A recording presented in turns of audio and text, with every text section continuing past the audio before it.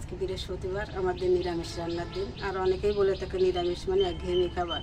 আসলে কথাটা কিন্তু একদম ভুল।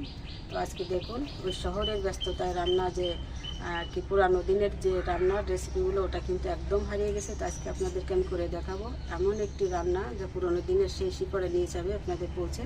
তো দেখতে থাকুন। আজকে আমি দয়া করলাম বা এই যে এটো কলা এই যে নিয়েছি, দেখুন আমি সব কিছু কিন্তু আগে থেকে গুছিয়ে নিয়েছি। এখন পরিচয় করাই দিচ্ছি কি দিয়ে কী রান্না করবো। এই যে দেখুন নিয়েছি এখানে এটো কলা রান্না করব আমি আজকে কালিয়া করে, নিরামিষ কালিয়া। তার জন্য নিয়েছি জিরা বাটা, আদা বাটা, নারকেল বাটা, সরিষা বাটা। আর ফোড়নের জন্য নিয়েছি এখানে আমি শুকনো লঙ্কা, জিরা, তেজপাতা, আর নিয়েছি গরম মশলা। আর কড়াইতে কিন্তু সরিষার তেল দিয়েছে। আর এই সরিষার তেলে কিন্তু রান্নাটা জাস্ট একদম জমে যাবে, বাড়ির সবাই একদম আঙুল চেটে কুটে খাবে। তো নমস্কার জানাচ্ছি, স্বাগত আরও কিচেনে। তো বন্ধুরা দেখতে থাকুন। আমি চুলা কিন্তু জ্বালিয়ে দিয়েছি, জ্বালিয়ে দিলাম। আজকে কড়াইতে কিন্তু একদম সরিষার তেল দিয়েই রান্না হবে আজকে। আর আমি তো অধিকাংশ সময় সরিষার তেল দিয়ে করে থাকি রান্না, আপনারা তো দেখে থাকেন। মাঝে মধ্যে একটু সাদা তেলে করি। এই রান্নার সাথে আছে কিন্তু আরও একটু দুর্দান্ত রান্না থাকবে, সেটা হচ্ছে কুমড়ো শাক আর আলু দিয়ে হবে একটা শুক্তো। এই শুক্তোটিও কিন্তু দারুণ, একদম সুস্বাদু হয় খেতে। আর তার জন্য কিন্তু থাকবে একই মশলা। তো আপনারা দেখতে থাকুন আর রান্নার চমকটা আপনারা উপভোগ করুন।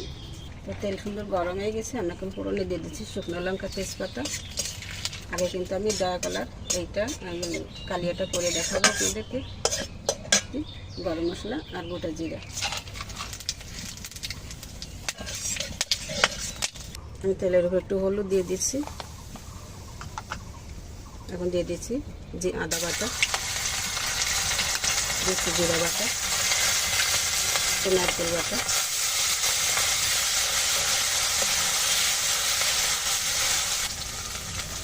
দিচ্ছি লঙ্কার গুঁড়ো 1 চামচ, হলুদ 1 চামচ। মশলাটা একটু হালকা ভেজে নিলাম। এখন আমি অল্প একটু জল দিয়ে মশলাটা ধীরে ধীরে কষাবো। সম্পূর্ণ আলাদা হয়ে গেছে। এখন মশলা কিন্তু কষানো হয়ে গেছে। এখন আমি দিয়ে দেবো এই কলাগুলো। আমি কলা কিন্তু কেটে হলুদ দিয়ে নিয়েছিলাম। মশলার সাথে আমি কলাগুলো ভালো করে কষাবো।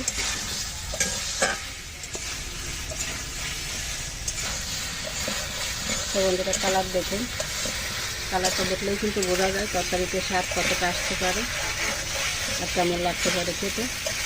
এখানে কিন্তু শহুরে যে আধুনিক আমাদের রান্নার ছোঁয়া লেগেছে এখন সব খাবারে, সেই রান্না কিন্তু এই রান্নার কাছে একদম হার মানতে বাধ্য। নিরামিষ হলে কী হবে, এটা কিন্তু একদম মুখে লেগে থাকার মতন। জল দিয়ে দিলাম, কথা দিচ্ছি পরিমাণ মতো লবণ।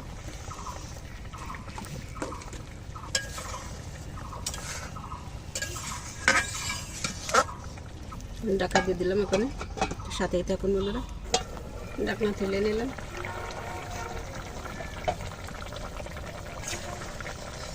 তরকারিতে জল কিন্তু অনেকটাই টেনে গেছে। এখন আমি দিয়ে দেবো একটু আদা জিরা নিয়েছে, আবার দিয়ে দিচ্ছি। দিয়েছি 1 চামচ সরিষা বাটা। নামানোর আগে আগে দিতে হয় তরকারিতে, তা না হলে কিন্তু অতিরিক্ত জাল হয়ে গেলে তেতো হয়ে যাওয়ার ভয় থাকে।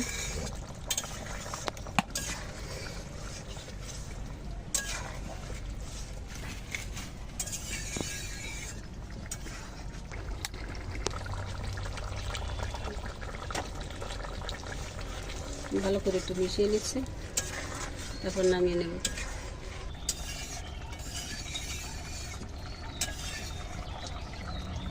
তো রান্নাটা হয়ে গেল, এখন নামিয়ে নিচ্ছি। যেহেতু দয়া কলার তরকারি, এটা কিন্তু নামালে অনেকটাই টেনে যাবে। তো বন্ধুরা এই রান্নার পদ্ধতি আপনাদের কাছে কেমন লেগেছে কমেন্ট করে একটু জানাবেন, তাহলে কিন্তু আমাদের ভালো লাগে পরবর্তীতে রান্না করার জন্য একটা উৎসাহটাই বেড়ে যায়। ওয়াও, সেই ফ্লেভার বের হয়েছে তো। এটা দেখতে যেমন খাসা, ঠিক খেতেও কিন্তু তদ্রুপ। তো বন্ধুরা একবার করে দেখতে পারেন বাসায়। আমি কড়াই পরিষ্কার করে আবার তেল দিয়েছি, তেল গরম হয়ে গেছে। এখন এই শাকগুলো শুক্তো করে আপনাদেরকে দেখাচ্ছি। আমি প্রথমে তেলে করে দিয়ে দিচ্ছি শুকনো লঙ্কা, তেজপাতা, আর দিচ্ছি কিছু রাঁধুনি, দেবো কিছু পাঁচফোড়ন।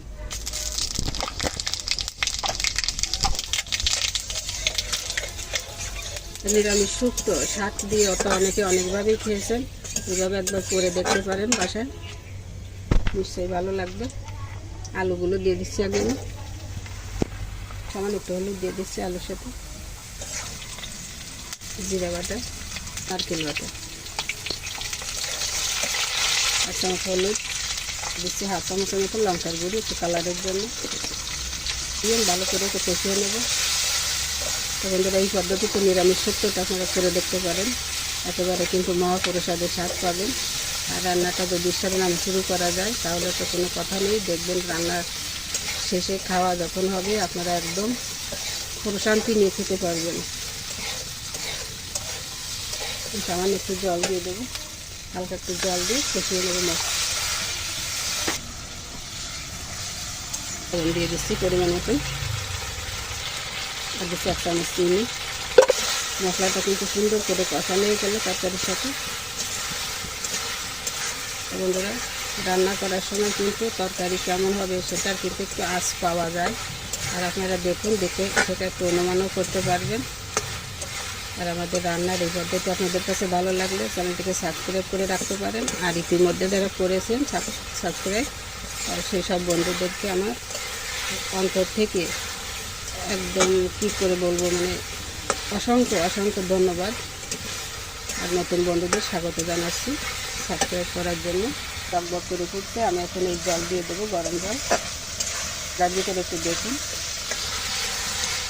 শাকগুলো দিয়ে দিচ্ছি।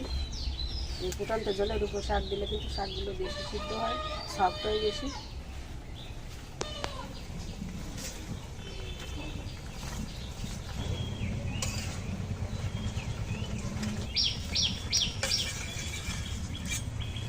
এখন ঢাকা দিয়ে দিচ্ছি, ডালিতে এখন দিয়ে দেবো। চালগুলো যে শক্ত হয়েছিল দিয়ে দিয়েছি, দেখুন জল ঝরে কিন্তু একদম ঝরঝরে হয়ে গেছে, ভেঙে নিলাম। এখন দিয়ে দেবো বাড়িতে। টাটা।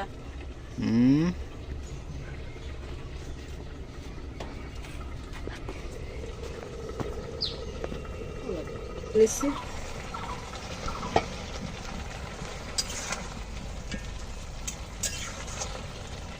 তো রান্না কিন্তু প্রায় হয়ে গেছে, দেখুন সিদ্ধ হয়ে গেছে কিন্তু খুব সুন্দর।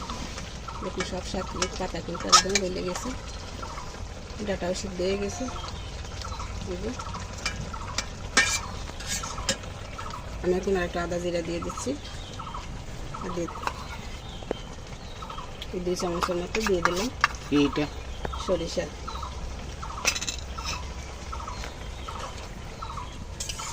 ভালো করে মিশিয়ে নিচ্ছি, ঢেলে নিচ্ছি তরকারি। তাই যে রান্না হয়ে গেল, দেখুন ধোয়া উঠছে কত সুন্দর, একদম গরম গরম। আর এটা কিন্তু গরম ভাতের সাথে কিন্তু একদম জমে যাবে খেতে গেলে। তো বন্ধুরা, আমার এই নিরামিষ রান্নার রেসিপিগুলো আপনাদের কাছে কেমন লাগছে, আর এই যে কলার তরকারিটাও একসাথে দেখিয়ে দিচ্ছি। দেখুন যে দয়া কলার কালিয়া কেমন লেগেছে আপনাদের কাছে, সব মিলিয়ে আজকের রান্না। তো কমেন্ট করে জানাতে বলবেন না। তো সবাইকে অসংখ্য ধন্যবাদ ও নমস্কার জানিয়ে আজকের মতো